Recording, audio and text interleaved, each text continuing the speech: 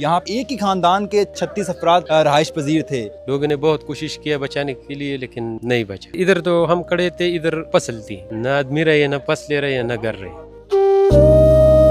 मैं इस वक्त बोनेर के इलाके कदर नगर में मौजूद हूँ और ये मेरे पीछे जो आप घर देख रहे हैं, ये घर इस सैलाब की नज़र हुआ और ना सिर्फ ये घर तबाह हुआ बल्कि इनके घर के 36 अफराद इस सैलाब की नज़र हुए और इन पत्थरों के नीचे दफन हो गए हैं।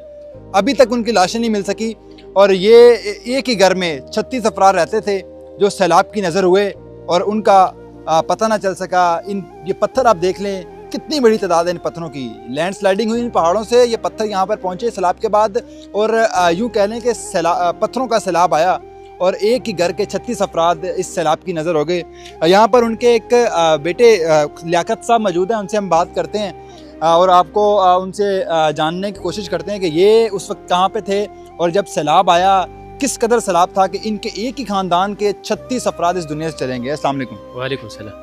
लियाकत साहब, ये बताएं, आपकी फैमिली के 36 अफराद चले गए दुनिया से, सैलाब आया, आखिर इस कदर जालिम सैलाब था? बहुत ज़्यादा जालिम था। 36 आदमी हमारे लिए, ये सब पड़ोसियों को भी बहुत ज़्यादा नुकसान पहुंचाया, हमको भी, आदमी भी ले गए, घर भी बर्बाद हो गए, सब कुछ तबाह हो गया। आप कहाँ थे जब ये सैलाब आया? मैं मलेशिया में था, 1 महीने पहले मैं मलेशिया में गया था। अभी परसों मेरा भतीजा है, उसने कॉल किया का घर वाले सब गए, सैलाब आए, तो मैं वापस आया। 1 माह पहले आप अपने घर को छोड़ के मलेशिया गए, वापस आए तो घर भी नहीं बचा, घर वाले अफराद भी नहीं बचे, क्या कहेंगे? दुख हो रहा है, दिल है ना बस फट जाता है। क्या कभी सोचा था कि इस तरह भी हो सकता है कि इतने ज़्यादा पत्थर आएंगे और पूरे का पूरा घर, पूरे का पूरा इलाका मलयामेट कर देंगे? नहीं, पहले तो इस किस्म की सैलाब नहीं आया था। पहले जो आया था वो उसका एक तरफ था, उस साइड पे आता था, लेकिन इधर तंदर लगा हुआ था, वो घर है ना पीछे हमारे, उसमें तंदर लग गया तो उससे पानी ज़्यादा है। लोगों ने बहुत कोशिश किया बचाने के लिए, लेकिन नहीं बचा। ये जो 36 अफराद हैं आपके ख़ानदान के, इनमें कौन कौन लोग शामिल हैं? ये तो चाचा है, चाचा की बेटी बेटा, ये चाची, भतीजे, भाई की बीवी, सब कुछ ये अपने लोग थे हमारे। हम देख रहे हैं आपका इतना बड़ा घर है, इसके 2 पोर्शन भी हैं, ये कितना बड़ा घर है, कितने रकबे पर था, इसमें कितने कमरे थे? इसमें टोटल तकरीबन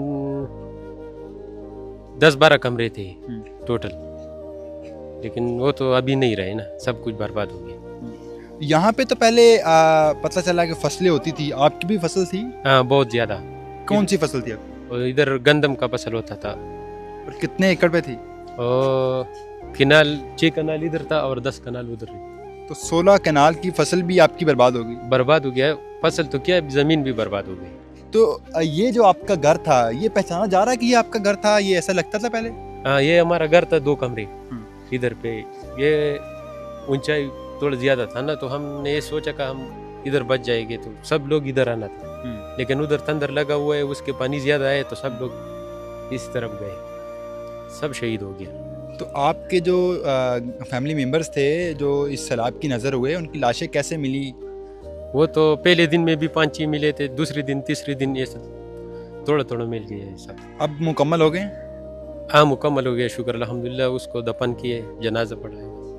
तो यह सुनने में आ रहा है कि यहाँ पर जनाजा पढ़ने के लिए लोग कम पड़ गए, कब्रिस्तानों में कब्रें कम पड़ गई, कफन कम पड़ गए, क्या हकीकत है? बिल्कुल सही बात है। ये इधर ज़मीन भी कम पड़ गया था और लोग भी, लेकिन वो जो हमारे गांव वाले लोग, ये बटाई खले, नरबटवल, ये वगैरह जो और गाँव, सब लोग इत्तेफाक में थे और सब लोग आए थे खिदमत करने के लिए। वो सब लोग आए थे वो अपने कोशिश करके। आप मलेशिया क्या करने गए थे, क्या काम करते थे वहाँ पे? मैं उधर कंस्ट्रक्शन का काम कर रहा था, वो टाइलों का। तो क्या ख्वाब लेके गए थे मुस्तकबिल के लिए? ख्वाब तो बहुत ज़्यादा था, लेकिन अभी बर्बाद हो गया ना, इधर हमारा हाल ये बन गया। आपके चचा की पूरी फैमिली चले गई, उनमें आपके चचा के बेटे भी थे। मुझे बताएं, सबसे अच्छी दोस्ती किसके साथ थी? सब दोस्ती तो सबके साथ थी, लेकिन अभी तो वो नहीं रहा है ना, सबके साथ अच्छी दोस्ती थी। यहाँ पे हम देख रहे हैं गली मोहल्ले भी ख़त्म हो गए, पता ही नहीं चल रहा कि गली कौन सी है। क्या कहेंगे, ये इलाका जहाँ पे हम खड़े हैं, यहाँ पे घर था, गली थी, फसलें थी, क्या थी? ये इधर तो हम खड़े थे, इधर फसल थी, वो पीछे वाला घर थे, ये भी घर थे, नीचे भी घर थे, लेकिन वो अब वो नहीं रहा ना।